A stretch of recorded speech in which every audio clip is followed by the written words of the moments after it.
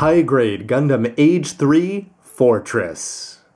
Hey, what's up again, everybody? Robert184, 2Rs2Bs, GundamReviews.net, and as Kio slams down the Age device to hop into his Age-3 in whichever one of the variations, well, now it's time to add the last to the collection in the form of the Age-3 Fortress, its ground attack variant. 2012 release, 1800 yen from Bandai, and some pretty nice looking cover art really showing off its ground attack style. And there's the name in English and Japanese, number 30 in the HG Age series. And you can pick up this kit and lots more from HobbyLink Japan, links below. The rule of 3 was firmly in place for Gundam Age because following up on the Strike Gundam having 3 striker packs, and the Age 1 and Age 2 eventually having 3 wares, the Age 3 did as well, although in plastic model form it didn't match the broadcast order, because of course we have the normal to come out to kick things off for Kio's arc, followed up in high-grade form by the Orbital at number 26, and it's been a long wait for the Fortress, which showed up on the air in between. And unlike Flit, who sat in the same Gundam for most of a century-long war, we actually got to see Kio upgrade the Age 3 into the Age FX. This high-grade number 27 also came out before the Fortress, but for fans who wanted to pick this kit up early, or at least this MS, the advanced grade Age 3 Fortress was out early for a reasonable 800 yen. Around the box now, where I never get tired with the high-grade Age line that they're going to show off the plates even if you don't want to unbox it yourself. You can see that you're going to have red, white, clear green, and blue on the A plate with lots of yellow down there, and that's going to be a big question, I think, because even the advanced grade went to the trouble of adding the yellow parts onto the shoulders. The Orbital high grade was incredible in terms of the number of colors packed into a small area. The Fortress, less colorful by its nature, but hopefully all those little yellow details there are going to be provided in plastic and not so much in seals. This is going to transform like the Age 2 and the Age 3 with the less than inspirational name there, the G-Hopper, which is looking very Cerevi-ish as you've got the 4 big guns there with the core fighter going on the top. But it is going to be cool that the Sigma's cannons, as they're called, are going to be able to move up and down on there. The advanced grade definitely not the same amount of mobility whatsoever. And it looks like they're going to connect onto the cuffs of the forearms there. The base is going to be able to turn around depending on whether you've got them in MS or transform there, and you can store the extra manipulators there, and some pretty cool looking poses, and hopefully he's going to look good no matter what you do on the ground or in the air. To the back where you're going to get some information about the MS design itself, and there it is. Usually there's a big list of weapons up there. No, just Sigma's cannon. No plural there either, but that's pretty normal.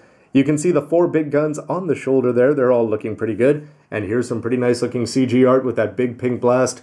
But more importantly, when you take a look at this one, which has not been touched up by a pro, unlike the other side, they could also take that off if they wanted to show it off. But it looks like there's going to be 2 colors for the feet there and yellow inside, yellow on the front skirts, yellow on the side skirts, and up on the shoulders. So it looks like it's going to have all the right color apps.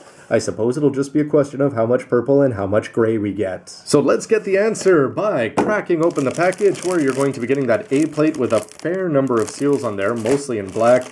Lots of yellow, as we already saw. That's fantastic news to go along with gray and white. Here's the base that we're familiar with, and the most important part being is that you've got a chunk of purple parts there, including it looks like they're going to be going on the side of the cannons, and there is the manual with Kio in, yes, one of the less inspirational normal suits. The A plates in it, 4 colors here, are going to be familiar to those of you who have built the normal or the orbital, and you're still going to have those nice green pieces, which are going to go both onto the core fighter and onto the fake one that you can just attach on when you've transformed it into the G-Hopper. D plate also Age 3 with the familiar base there. You've got this part that you can attach on to the middle for the transformation. 3 sets of manipulators here. These are regular weapon holding hands to go along with the dynamic open one and everything that you're going to need for the hinges and joints. The E plate is where things start to get interesting, as these are the common parts, and you can see where Bandai is able to turn on or turn off the yellow plastic when it's being injected there, with the V-fin in the back of the core fighter and the neck, which looks great. But more importantly, if you take a look here, you're going to have these good-looking thrusters there, the parts for the shoulders, and some pretty complex attachment points up there. Definitely a step up on the advanced grade, which was already a step up, I think, on what was expected.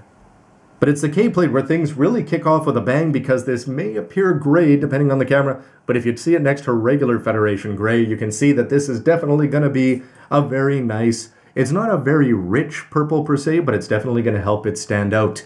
You've got all the key parts here for the shoulders and everything else that you're going to need, including where you're going to insert the yellow parts. You can see that's why they need that complex attachment point. The feet are going to be separated there, and even better is that the guns, the Sigma's guns, aren't just going to be one color of solid gray. Just like the art that they had on the side of the box, they're actually going to have little purple parts on all sides, so you're going to have 2 weapons for the main guns, and that's definitely a big plus. The L plate, like the K plate, is labeled unique to the Fortress, and where are the big guns? Well, no hiding them here. You're going to have 4 in total, 2 parts for each, and they are going to give you, since they seem to be attached onto the cuffs there, closed fists, so you're going to have 5 different choices there, and remember you can stick them under the base with a few more joints added in. But another great thing about the Fortress is that it sort of sets itself apart from some of the other leads and the variations in Gundam Age, because unlike things like the Sparrow or of course the Dark Hound, where you're going to have all one color limbs, he's going to have half of his color on there, so sort of similar to the Titus, where he's actually going to have white for the tops of his legs and then purple down for the bottom, which is nice because you still get that sense of the tricolors on there, just added on. If they were all white legs, I think they look lame, and if they were all purple, the same. The high grade did a very good job of it, as expected, and the advanced grade did a good job. But you can see some very nice parts up here. It's going to have some mobility, which is a huge, huge plus. Nice deep lines for lining there, and you can see where the yellow parts are going to go in. Definitely, everything's working so far. PC001 wraps things up, and there are no beam sabers, as expected. Now usually with a sticker sheet this large with this many stickers, you might be inclined to be disappointed, but it doesn't seem like it's going to be all that bad, and some of that confidence comes from what happened with the orbital. You can see the name down there, Fortress, and you're going to have the common parts for the core fighter, the eyes, the age system, and the camera lenses, but a lot of these black parts are going to be for inside the yellow thrusters, which is definitely not a bad thing. And if you want, you could just take a black Gundam ink marker and just go ahead and do those up yourself, but then you'd be losing out on these nice little silver stripes. And there are a couple other white parts there for the core fighter, and some purple parts. I have to see where those go. Great looking cover art again here that we've already seen on the box to go along with that great line art. And it's going to be a 5-page because of the transformation there. There you can see the man who forced his grandson to play video games, BS3 over and over again, Gundam vs. Gundam, and he never knew why. But down here we can see some more pictures there. It's showing off a few new moves here. Just the fact that you can have the guns moving up there independently. It's going to look good on the stand. The G-Hopper, well, we'll see how that's going to actually work out in practice. And for the rest of the color splash page, you just have a cool, intimidating pose as he's just going to stand there with 4 guns. Down here you can see some Vegan suits here with Asamasano. These were going to end up being piloted, well not this one, by Zayhart Galette. And here's the other variations between the orbital and the normal down there. Yes, that would be very nice to get in high grade, especially a red one if they do it. But to the business end inside, there's the plates laid out, and you're going to put together the chest and then the arms. Lots of little parts there and seals when you're putting together the guns. So it looks like the black seals are going to be making up some of the barrels, which can definitely help bring this kit to life even further. Rounded biceps there, those should be pretty cool. Put the upper body together, and yes, compared to the advanced grade, there's going to be a lot of parts down there, including the fact that the toes move in 2 separate areas, and on the 5th page, you can see it all put together there with the 00 style hips. Before color for the last 2 pages is going to put together the core fighter, show you how to build up the base, transform the core fighter, and get the head hidden there. Build up this little fake part there, and for the G-Hopper, looks like you're just going to pop off the limbs, bend the legs up somewhat awkwardly, and then put the 4 big guns all facing downwards there, and the waist skirts are going to be up. And if you get that sort of funky bend there, it'll have to be seen, of course, how this is going to work in practice. May not be up there with some of the better transformations we've seen in Age so far. A good looking unbox so far, where again, it doesn't seem like it's going to be too repetitive there. Putting together the main parts of the Age-3 is definitely a treat anyway, but a big plate of purple, which is definitely going to stand out color-wise next to the gray, and a lot more yellow details than you'd expect. The only question, of course, is going to be how well do those seals stay hidden, and how easy would it be to paint them up yourselves.